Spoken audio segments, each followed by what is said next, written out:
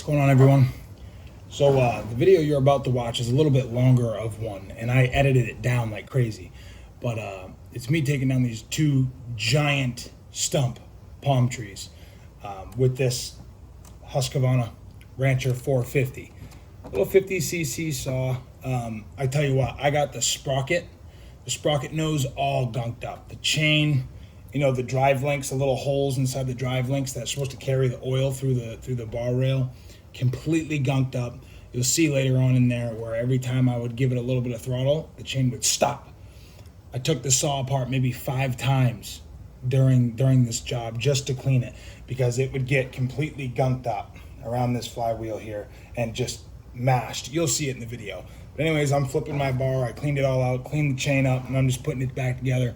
But this one tested my patience, guys. It really did. But I stuck with it. I learned a lot. If you guys have any suggestions for what types of chains to run through things like that, maybe a semi-skip tooth or something, please put it in the comments. But anyways, shout out to Killinger, Buck and Billy Ray. Shout out to Casterman. Shout out to all the new subscribers. Thank you very much. All right, guys, take a look at the video. Makes me sick just to think of it.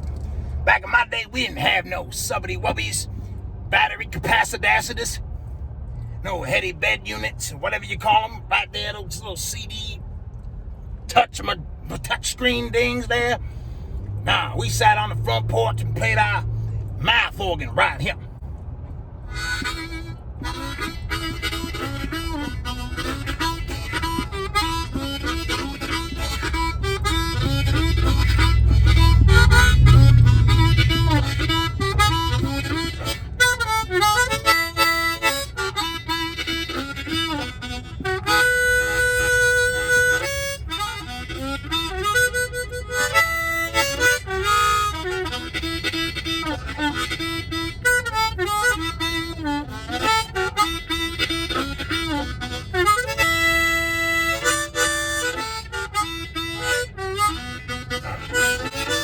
That's what we did back in my day.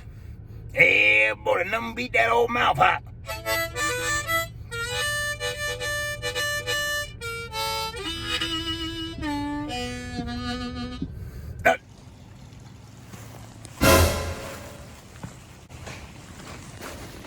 That's what we're dealing with today, folks. I'm gonna take these big old palm trees down. We're gonna have some fun with it. As I'm going to shave off as many boots as I can, give myself a workable area where I'm cutting just wood and not boots. And then I'm gonna bang some wedges in the backside and kind of follow them this way. I'm gonna cut off some of the weight on the back so that they're more apt to fall towards me.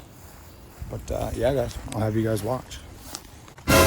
Okay, folks, very important stuff right here. The original landscaper who worked on this house after the pool was installed told the client that this is a perfect tree to be planted right next to the pool. There's PVC plumbing that's being squeezed, and pay attention, keep in mind, palm trees are a different type of animal. You need to keep your bar speed up, and you need to keep excessive oil running through that bar guide. Listen to this beautiful chainsaw fire up.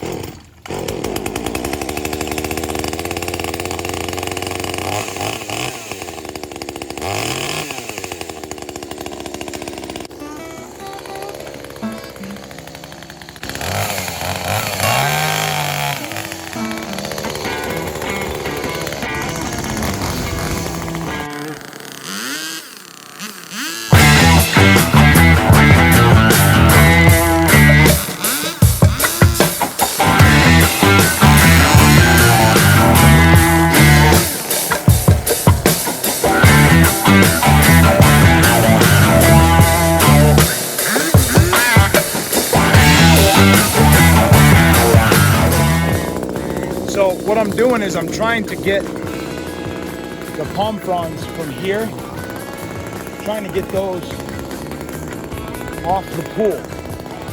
Because if I take the weight from off the side of the pool here and leave most of it out in the front, when I make my face cut here, I want it to cave in on itself and go towards the lawn, not towards the pool. So that's what we're doing there. Holds pretty good. As long as you don't cut all the way through it, it's got fibers. So instead of just dropping these, you know, you can hang on to them. But when it starts getting a little too dangerous to hold on and cut at the same time, you just do a little hinge cut. You'll see me do it here.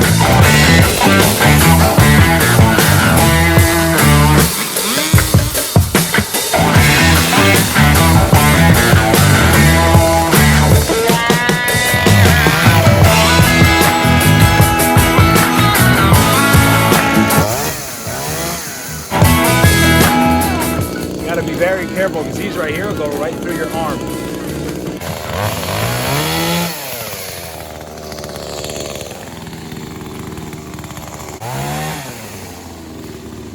Okay, so I don't really know what they call this cut. If you don't want one of these limbs or fawns to fall and hinge over, like if you need one to just fall straight down instead of, you know, falling straight, you cut it at a diagonal like this. Watch.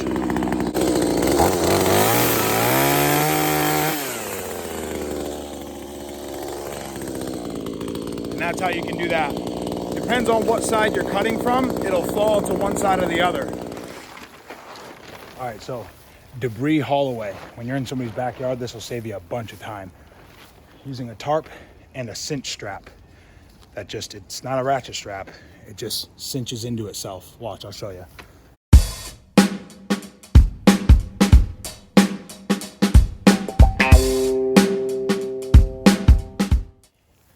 So I would say probably the most important part of using a cinch strap like this is making sure that the butts of the tree are not sticking way out here, because then it's gonna hit your foot when you walk and they're gonna dig into the ground more. So that's how we do it. All right, cool. And now the fun part begins. I'm gonna cut off as many roots as I can to expose the wood that I'm actually cutting through. That's actually the structural material of the tree. So I'm just gonna go around and shave. So I'll put you guys in time lapse.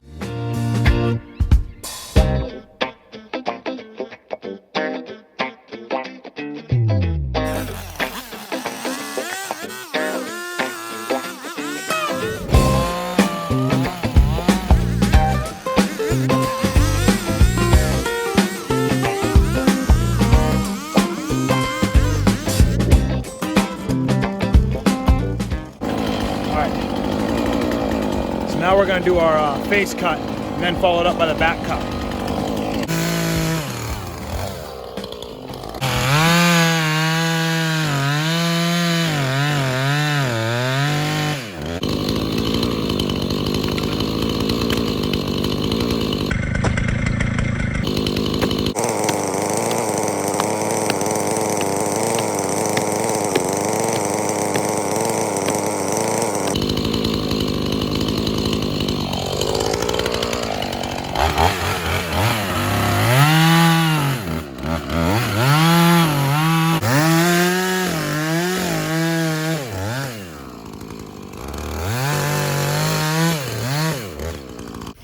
This is why palm trees are automatically double the price of other trees. Look.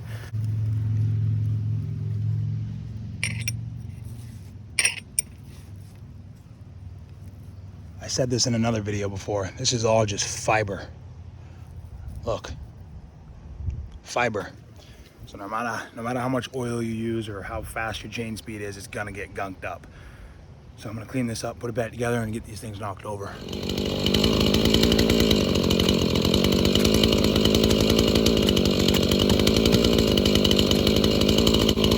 Gotta be real careful because of this PVC and this rock.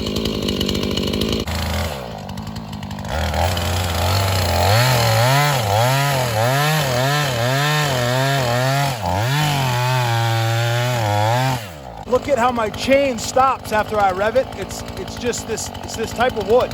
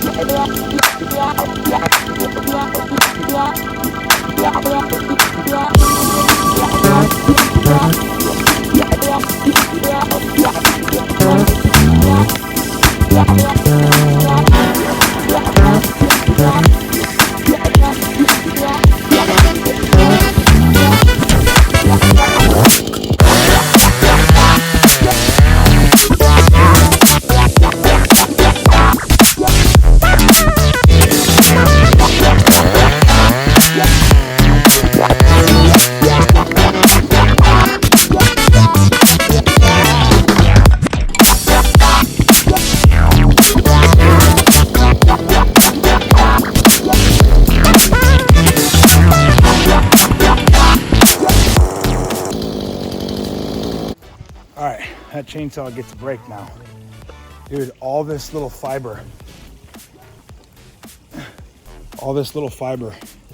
is what gets built up in your flywheel and in your chain, in your guide bar, and in your oiler. It's just a nightmare. So I mean, look, this is all just really fibery, you know. If any of you guys got any tips out there for cutting palms, for what type of chain to use, I was thinking about maybe a skip tooth. I don't know, let me know. Check out my wedges, look at this, look. Cut a little bit off that one. And I got another one buried in here, look. Look at that. I'll have to peel him out.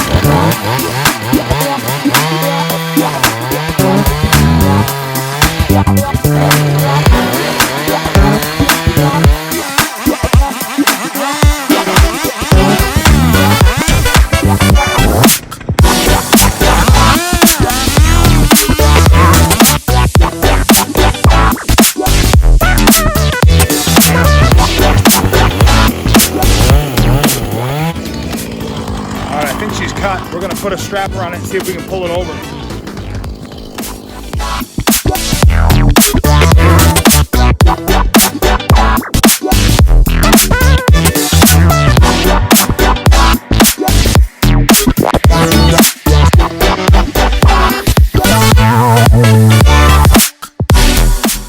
Number 2, done.